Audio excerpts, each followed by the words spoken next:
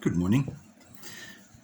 You know, there's a lot of indecision in terms of education at the moment. Some schools are going back, some aren't going back, some parents don't want their kids to go back, and one can understand that. But even under normal circumstances, the whole issue of education is one that could certainly be looked at. When we talk about education, it's a different thing to being schooled. Qualification doesn't necessarily mean that you're well educated. It simply means that you're well qualified. Education really is about the whole human being, that we are well-rounded, and that we in fact are meeting our potential, that we actually are achieving what it is that God has given us the ability to achieve. Today is the feast of St. Thomas Aquinas. And Thomas Aquinas is an interesting fellow because he came from a background where his family was very Benedictine. In other words, they followed St. Benedict's teaching.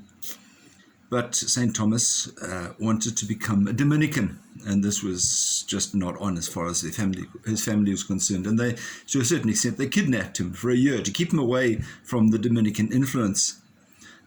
Finally, St. Thomas managed to break away from that, or persuade them that he wanted to go out and become a Dominican, which he did. And he was a great philosopher. He studied, he wrote. One of his main philosophies was truth cannot contradict truth. In other words, the real truth will go out. You cannot change truth. And I think that we need to reflect on that as we look at the decisions that many of our young people are making in terms of their life. What are they going to go out and what are they going to become? What is it that is really within them that needs to be allowed to grow? And I think often we're influenced in terms of what kind of career path we're going to follow, what kind of family do we want to have, and so forth. We need to be open to the possibility God is calling us to be something else, that God actually might be calling us to a life of religion, a life of spirituality, beyond just the secular.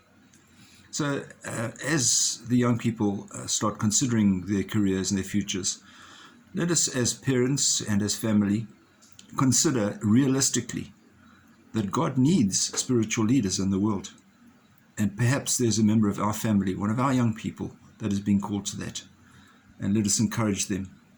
Be open to the will of God in your life, especially for vocations to the religious life. May God bless you today and keep you safe, and we'll see you again. Bye-bye.